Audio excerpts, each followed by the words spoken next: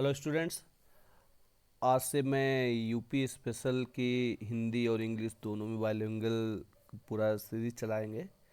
और अभी आने वाले exam video Lekhpal UP triple SC के अदर एग्ज़ाम्स जैसे कि आपका मंडी समिति और UP PCS mains prelims R O यार ओ, तो उत्तर प्रदेश के जितने भी एग्ज़ाम होने वाले हैं उनके लिए बहुत ही इम्पोर्टेंट रहेगा। तो आप लोग पूरा सीरीज़ को फॉलो करिए।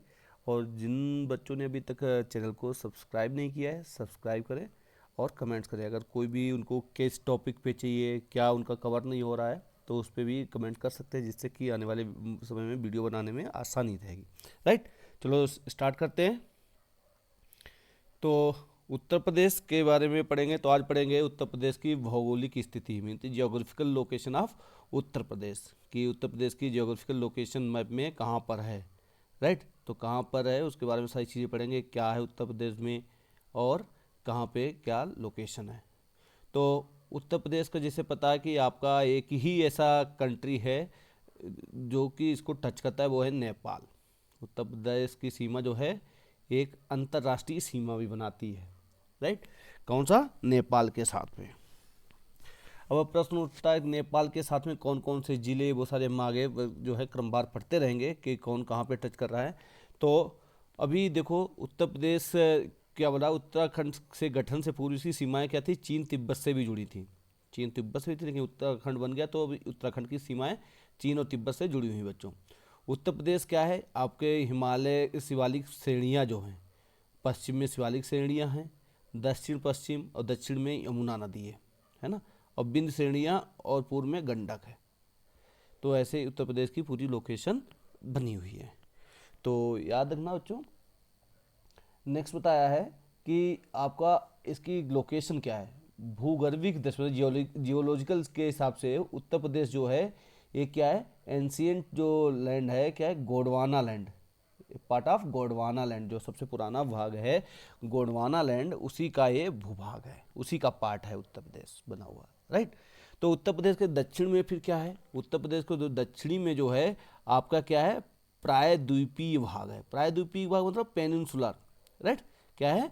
पेनिनसुलर प्लेट हुआ है ना, प्रायद्वीपीय भाग है, पेनिनसुलर इंडिया है। उसके बाद में जिसका निर्माण विंध्य क्रम की शैलों द्वारा प्री कैम्ब्रियन युग में होता है। किसमें?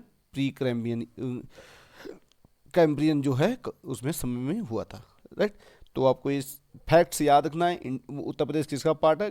गोंडवाना लैंड का है। जो विंध्यन रेंज है उधर, वो किससे बनी हुई बच्चों?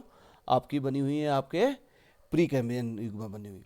इसका जो अक्षांश क्या दिया है, जो इसका जो दिया है आपका अक्षांशीय विस्तार जो है, इसमें 8 डिग्री के अंतर्गत आता है। 2352 से लेके 2352 डिग्री नॉर्थ, क्या है? नॉर्थ से लेके 31 से 28 मिनट नॉर्थ। तो मतलब लगभग 8 साढ़े 8 जो है लैटिट्यूड में एक्सपेंशन है इसका। तो कुल अक्षांशीय विस्तार तो कितना हो जाता है? 7 अंश और 36 मिनट का हो जाता है। उत्तर प्रदेश का देशांतीय विस्तार जो लॉन्गिट्यूडनल है वो क्या है? 77.30 ईस्ट, क्या है? ईस्ट है। राइट बच्चों, और 84 डिग्री 39 ये भी ईस्ट है। तो इसमें कितना हो जाता है? 7 डिग्री 9 का, है ना। तो इसका ये एक्सपेंशन है। उत्तर प्रदेश के अक्षांशीय और देशांतरीय विस्तार का स्रोत भारत की वन रिपोर्ट टाइफर जी कहाँ लिया है? जो आपके इंडियन फॉरेस्ट रिपोर्ट आती है, हर 2 साल में जारी होती है, तो उसके हिसाब से इनको बताया गया है। राइट, उत्तर प्रदेश जो है केंद्र से ही सहित केंद्र शासित प्रदेश को जोड़ने, केंद्र शासित प्रदेश कौन सा है? दिल्ली। तो कुल 9 राज्यों को छूता है। 9 राज्यों केंद्र शासित, अगर दिल्ली को निकाल देंगे तो कितने हो जाएंगे? 8 राज्य हो जाएंगे बच्चों। कितने? 8 राज्यों को छूता है। तो ये आपको याद रखना है। उत्तर प्रदेश की सीमा को स्पर्श करने वाले राज्य कौन कौन से हैं? एक तो हिमाचल प्रदेश, बहुत थोड़ा सा टच करता है, जो सहारनपुर वाला एरिया है वो हिमाचल प्रदेश टच करता है। हरियाणा, राजस्थान, मध्य प्रदेश, छत्तीसगढ़, झारखंड, बिहार, उत्तराखंड, इतने राज्य छट गए।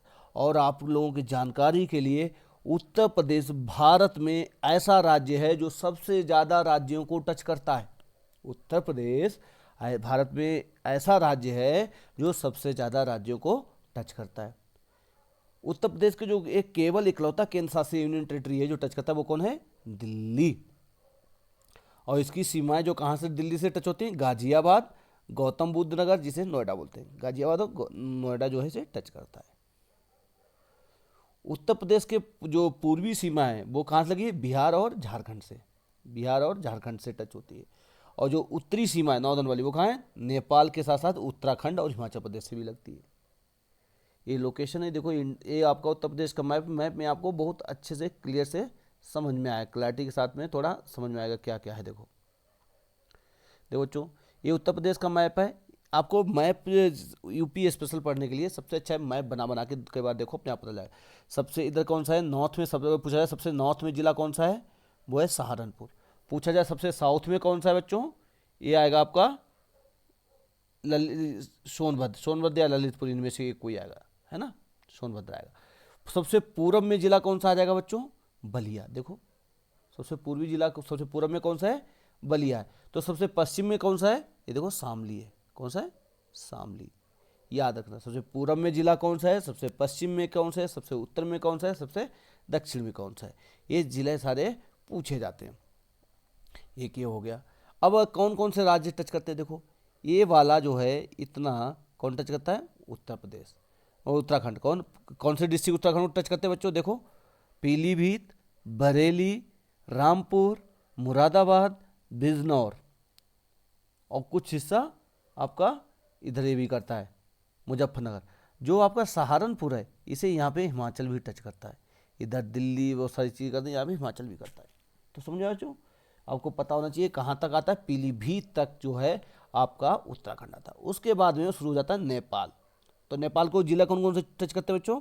देखो पीलीभीत, लखीमपुर खीरी, बहराइच, श्रावस्ती, बलरामपुर, सिद्धार्थनगर, महाराजगंज, इतने जिला जो हैं आपको नेपाल को टच करते हैं। तो नेपाल को टच करने वाले टोटल जिले कितने हो जाते हैं? 7।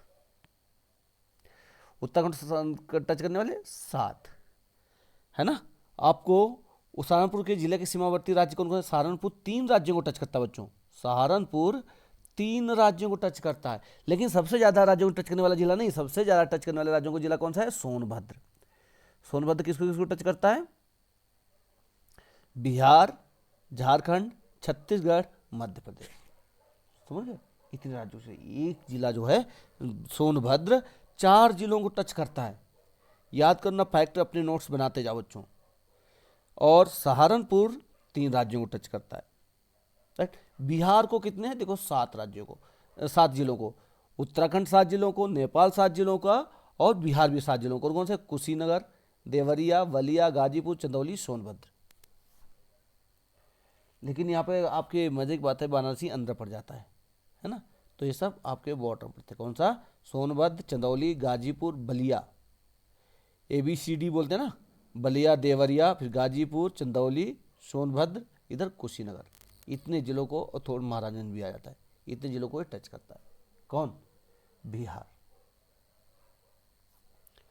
उसके बाद में मध्य प्रदेश को 11 जिले टच करते हैं। कितने बच्चों? 11। तो इसके मतलब हो गया सबसे ज़्यादा उत्तर प्रदेश के जिले टच करने वाला राज्य कौन सा है? वो है मध्य प्रदेश। मध्य प्रदेश में 11 जिले टच करते हैं। सोनभद्र, मिर्जापुर, चित्रकूट, बांदा, महोबा, झांसी, जालौन, इटावा, आगरा। इटावा भी मध्य प्रदेश टच करता है। देखो यहाँ से चलोगे सोनभद्र, मिर्जापुर, प्रयागराज, चित्रकूट, बांदा, महोबा, है ना। महोबा, हमीरपुर नहीं टच करता, इतना याद रखना। हमीरपुर टच नहीं करता। महोबा, झांसी, ललितपुर, फिर इधर आ जाएगा जालौन, इटावा, आगरा, इतने जिले करते हैं। राजस्थान को केवल 2 ही जिले करते हैं, मथुरा और आगरा। हरियाणा को कितने करते हैं बच्चों? 6 जिले। सहारनपुर, शामली, बागपत, गौतम बुद्ध नगर, अलीगढ़, मथुरा। दिल्ली को भी 2 ही जिला करते हैं। दिल्ली और राजस्थान को 2 जिला करते हैं। इकलौता ऐसा जिला है जो तीनों तरफ से, देखो मध्य प्रदेश से घिरा हुआ, पूरा मध्य प्रदेश के अंदर घुसा हुआ है। वो कौन है? ललितपुर। उत्तर प्रदेश से लगी सबसे लंबी सीमा वाला राज्य कौन है? मध्य प्रदेश। उत्तर प्रदेश मतलब कोई भी राज्य सबसे ज़्यादा लंबी सीमा कौन बना रहा है? मध्य प्रदेश। उत्तर प्रदेश से लगा सबसे छोटी सीमा बनाने वाला राज्य कौन सा है? वो हिमाचल प्रदेश। ये फैक्ट्स बच्चों याद रखना, बहुत ही इंपॉर्टेंट फैक्ट। छत्तीसगढ़ से छूने वाला केवल एक ही जिला है, वो है सोनभद्र। नेक्स्ट देखो, जो मैंने उसमें हम लोगों ने मैप में पढ़ लिए वही सारी चीज़ें इसमें लिखी। क्या उत्तर प्रदेश की पश्चिमी सीमाएं कहाँ लगती हैं? उत्तर प्रदेश पश्चिमी हरियाणा, राजस्थान, केंद्र शासित प्रदेश दिल्ली से लगी। उत्तर प्रदेश दक्षिणी साउथ में कौन सी होगी? मध्य प्रदेश, छत्तीसगढ़ से लगती हैं। सबसे लंबी सीमा बनाने वाला कौन सा राज्य है बच्चों उत्तर प्रदेश के साथ में? मध्य प्रदेश। सबसे कम क्षेत्र बनाने वाला हिमाचल प्रदेश, है ना। उत्तर प्रदेश का एकमात्र जिला सहारनपुर है जिसकी सीमा हिमाचल प्रदेश से लगती है, केवल इकलौता है जिसकी हिमाचल से लगती है ना। इसके अतिरिक्त इसकी जिला कहाँ लगती है? हरियाणा, उत्तराखंड से भी लगती है ना। उत्तर प्रदेश सर्वाधिक 11 जिलों को छूने वाला कौन सा राज्य है? मध्य प्रदेश। जो कि मैंने मैप में देखने से सारी चीज़ें एक ही साथ में इन वन गो सारी चीज़ें खत्म हो जाती हैं, है ना। तो यही सही चीज़। मध्य प्रदेश के सबसे कम जिलों को स्पर्श करने वाला जिला कौन सा है? ललितपुर, है ना। उत्तर प्रदेश के सबसे कम जिलों को छूने वाला केवल एक ही जिले को टच करता है, वो झांसी को। कौन? ललितपुर। बाकी सभी से अलग बैठा है। क्यों? पूरा मध्य प्रदेश के अंदर वो घुसा हुआ है ललितपुर, है ना। फिर एक क्वेश्चन आता है, देखो हिमाचल प्रदेश, ये सारी चीज़ें मैंने आपको उसमें मैप में ही बता दिया कौन कौन से कहाँ टच करते हैं। उत्तर प्रदेश का जो क्षेत्रफल है कितना बच्चों है? 2,40,928 वर्ग किलोमीटर। कितना है? मेरे साथ बोलो, 2,40,928 किलोमीटर। जो कि भारत के कुल क्षेत्रफल भारत का कितना है? 32 लाख है। 32,87,263 वर्ग किलोमीटर के केवल 7.33 है। कितना? 7.33। और इसकी उत्तर प्रदेश की लंबाई चौड़ाई कितनी? 650 किलोमीटर लंबा है, 240 किलोमीटर चौड़ा है। क्षेत्रफल की दृष्टि से उत्तर प्रदेश कौन सा राज्य है? चौथा राज्य है। और जनसंख्या घनत्व में भी चौथा है बच्चों, याद रखना। क्षेत्रफल में भी चौथा है, जनसंख्या घनत्व में भी चौथा है। उत्तर प्रदेश में उत्तर प्रदेश से अधिक क्षेत्रफल वाले राज्य कौन कौन से हैं? राजस्थान, मध्य प्रदेश, महाराष्ट्र। और जनसंख्या में कौन कौन से बच्चों? सबसे पहले बिहार, कौन सा है? बिहार। नंबर 2 पे कौन सा है? वेस्ट बंगाल। नंबर 3 पे कौन सा है? केरला। फिर उसके बाद यूपी आता है। याद रखना बच्चों सीक्वेंस, ठीक है बच्चों। नेक्स्ट,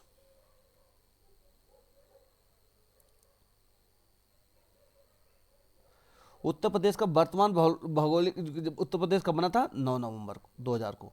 अब बच्चों उसमें उस साल 3 राज्य बने थे, छत्तीसगढ़, उत्तराखंड और झारखंड। ये इसे याद रखना, CUJ। कौन सी तारीख थी? 1 नवंबर, 9 नवंबर और 15 नवंबर सन 2000 ही है। तो छत्तीसगढ़ कब बना था? 1 नवंबर को बना था बच्चों। उत्तराखंड कब बना था? 9 नवंबर को बना था। झारखंड कब बना था? 15 नवंबर को 2000 को। तो याद रखना CUJ इनका सीक्वेंस है। कब पूछा जाता, बहुत क्वेश्चन पूछा जाता, तो इसलिए मैंने यहीं पे बता दिया आपको। उत्तराखंड में कितने जिले चले गए थे? 13 चले गए थे। उत्तराखंड में 2 डिवीजन है, एक कुमाऊं है, एक गढ़वाल है। एक में 7 जिले हैं, एक में 6 जिले। टोटल जिले कितने हैं? 13 है। उत्तर प्रदेश के सर्वाधिक जिले वाले 4 जिले कौन कौन से बच्चों? याद रखना। सबसे बड़ा जिला है क्षेत्रफल वाइज लखीमपुर खीरी। कितना है? 7680 स्क्वायर किलोमीटर। नंबर 2 पे है सोनभद्र। नंबर 3 पे आपका हरदोई है, 5947। नंबर 4 पे है सीतापुर। उत्तर प्रदेश सबसे कम क्षेत्रफल वाले जिले कौन कौन से सब बच्चों? सबसे छोटा है हापुड़, ओनली 660 स्क्वायर किलोमीटर। फिर भदोई, फिर गाजियाबाद और फिर शामली। हापुड़, भदोई, गाजियाबाद और शामली, है ना, HBGS। उत्तर प्रदेश के जो सबसे पूर्वी और सबसे पश्चिमी वाला जिला कौन सा है? पूछा है। उत्तर प्रदेश का सबसे पूर्वी पश्चिमी कौन सा है?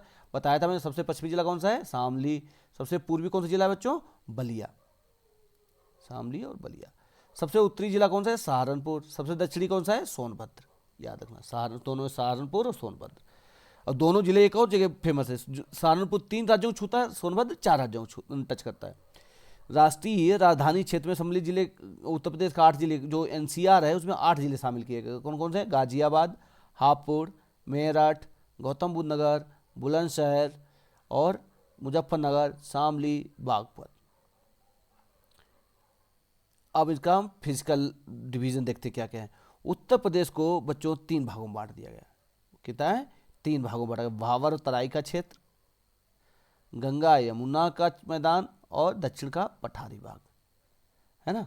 भाभर और तराई का क्षेत्र और गंगा। और इसको अगर और डिटेल में जाओगे, देखो आपको मैप में लेके चलते हैं तो आपको आसानी से समझ में आएगा बच्चों। ये मैप है, तो इसमें आपको बताया मैंने 4 डिवीजन किए गए हैं कि भावर का, तराई का और उस सारी चीज़ें की गई हैं। तो देखो कैसे होता है।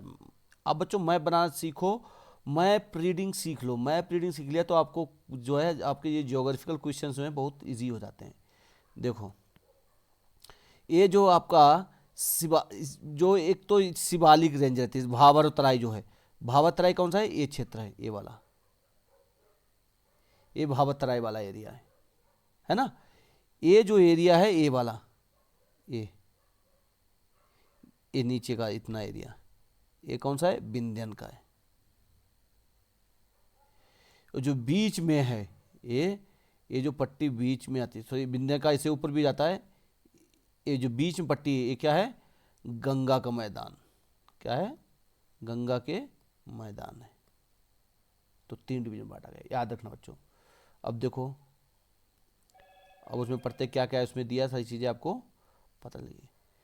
तो ध्यान से सुनना बच्चों, बहुत ही इंपॉर्टेंट चैप्टर है। तो इसमें क्या बताया कि सबसे पहले पढ़ेंगे भावर और तराई की। भावर बच्चों होता क्या है, जब नदियाँ ऊपर से गिरती हैं तो क्या यहाँ पे भावर में बड़े बड़े मोटे मोटे पत्थर होते हैं, ऐसे पत्थर बोल्डर्स होते हैं, और नदियाँ यहाँ पे छिप जाती हैं। नदियाँ क्या होती हैं, यहाँ पे छिप जाती हैं, नदियाँ दिखाई नहीं देती। फिर भावर के बाद में नीचे छोटे छोटे ऐसे, कैसा था, कीचड़ वाला जमीन, स्वैम्पी लैंड होता है। कैसा है, स्वैम्पी, स्वैम्पी और मार्सी लैंड होता है यहाँ पे। और यहाँ पे नदियाँ पुनः दिखाई देती है, पहले भावर फिर पड़ता है तराई का। और यहाँ पे खूब पेड़ पौधे, क्यों पानी है, मिट्टी है, तो यहाँ पे बहुत लग्जरियस वाइल्ड लाइफ, पेड़ पौधे रहेंगे, और यहाँ पे वाइल्ड लाइफ भी रहती है, जीव जंतु बहुत मिलते हैं।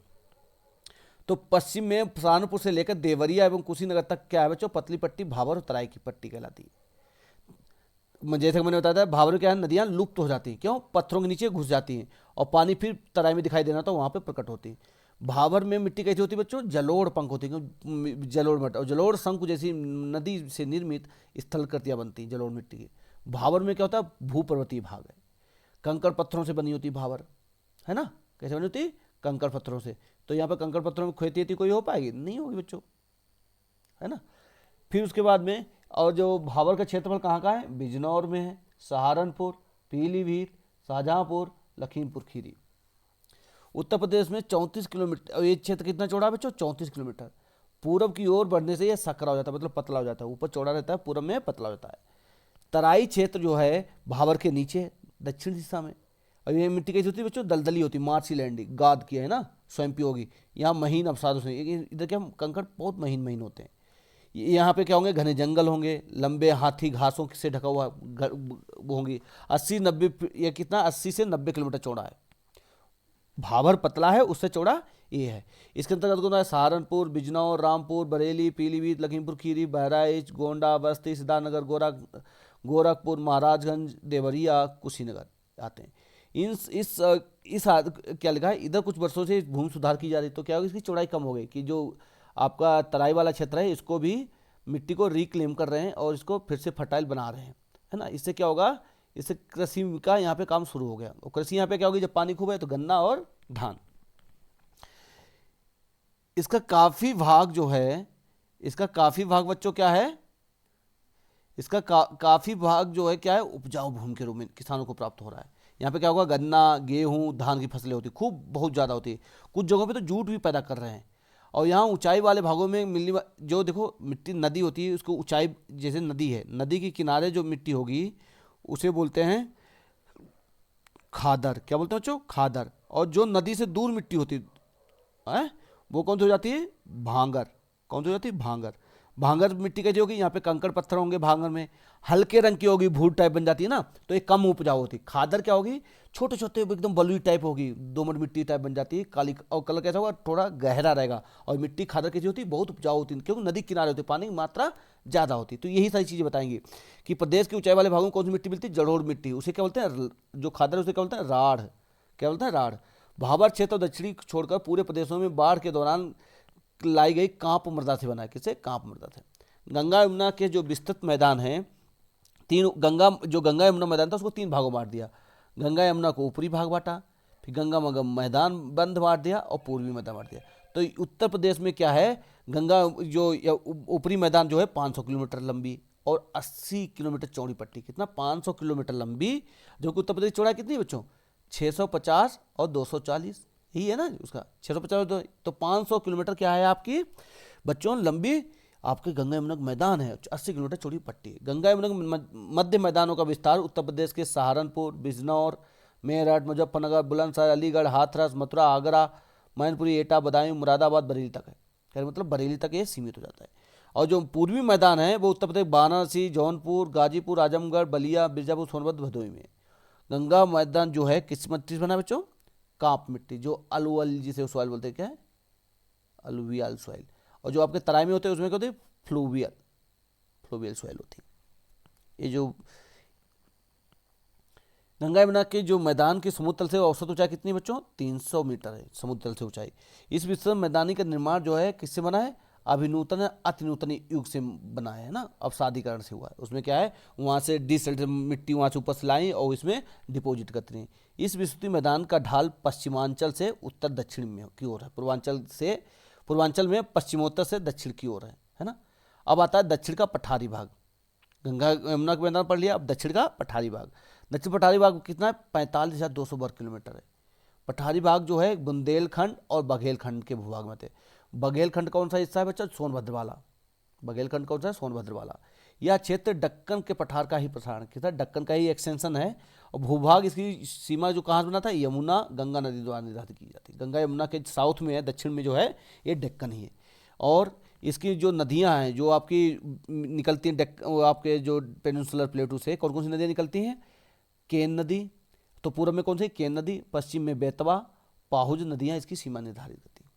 इसके अंतर्गत कौन सा आती? झांसी, जालौन, हमीरपुर, महोबा, चित्रकूट, ललितपुर, बांदा, प्रयागराज, ये सारे मेजा, करछना, ये सब आते तहसील गंगा नदी के दक्षिण में पड़ने वाले भाग हैं, है ना। इस पठारी भाग की जो है सामान्य ऊंचाई कितनी है बच्चों? 300 मीटर। देखो गंगा यमुना की भी 300 थी, इसकी भी है, आसपास है। कुछ स्थानों पर यह 450 फीट हो जाती है। कुछ स्थानों पर जो मिर्जापुर, सोनभद्र के कुछ स्थानों पर कैमूर और सोनाकर की पहाड़ियां हैं जो 600 मीटर तक ऊंची हैं। तो पहाड़ी भाग है यहाँ पे। और जो आपका बुंदेलखंड है, बुंदेलखंड उत्तर प्रदेश के जो दक्षिण पश्चिम में विंध्य काल की प्राचीनतम निचट्टानों से बनी हुई। इसमें जो है प्रदेशों द्वारा क्या है, मिट्टियाँ निक्षेपण से हुआ, नदियों द्वारा निक्षेपित मिट्टियों से हुआ। बुंदेलखंड के पश्चिमी भाग में कौन सी मिट्टी पाई जाती है बच्चों? ब्लैक सॉइल पाई जाती है। बुंदेलखंड के पश्चिमी भाग में कौन सी सॉइल पाई जाती है? ब्लैक सॉइल, है ना, जिसे रेगुर भी बोलते हैं। काली मृदा क्या बोलते हैं? रेगुर, जो मालवा पठार का ही विस्तार, जो कि जिसे पता था मालवा पठार का एक्सटेंशन है। कैमूर श्रृंखला जो है बुंदेलखंड से लगी है। इसकी रचना बिंद शैल से हुई। बुंदेलखंड में एक घास पाई जाती है, उसका क्या नाम है? चलास। चलास घास पाई जाती है यहाँ पे बहुत ज़्यादा। बघेलखंड में शंखों का टीले बहुत बहुत ज़्यादा मिलते हैं। और यहाँ की जो बघेलखंड की मेन नदी क्या है? सोन नदी, सोनभद्र से जो होकर हो जाती है। बघेलखंड के उत्तर और दक्षिण में क्रमशः कौन से हैं? सोनपुर और रामगढ़ की पहाड़ियाँ हैं। सोनपुर की और रामगढ़ की पहाड़ियाँ। दक्षिणी पठार की औसतन ऊंचाई कितनी है? 300 मीटर, जो कि आपकी गंगा उसकी भी है। दक्षिणी पठार का ढाल जो है कहाँ से दिया है?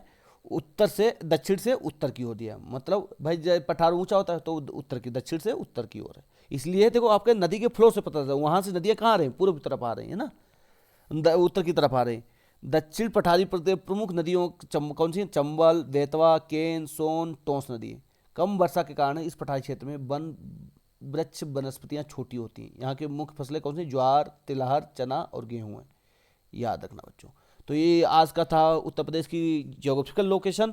होप आप लोगों ने अच्छे से इसे बनाया होगा, साथ में नोट्स बनाते रहे होंगे। आप इसको बार बार रिवाइज करते रहिए। और मैं आपके साथ जो है पूरी सीरीज जो उत्तर प्रदेश का जितने भी चैप्टर्स हैं, सारे चैप्टर से एक आपका पूरा उत्तर प्रदेश जो है स्पेशल कंप्लीट कराएंगे, राइट। उत्तर प्रदेश विशेष का पूरे सारे क्लास आपको फ्री ऑफ कॉस्ट जो है यूट्यूब पे अवेलेबल कराएंगे।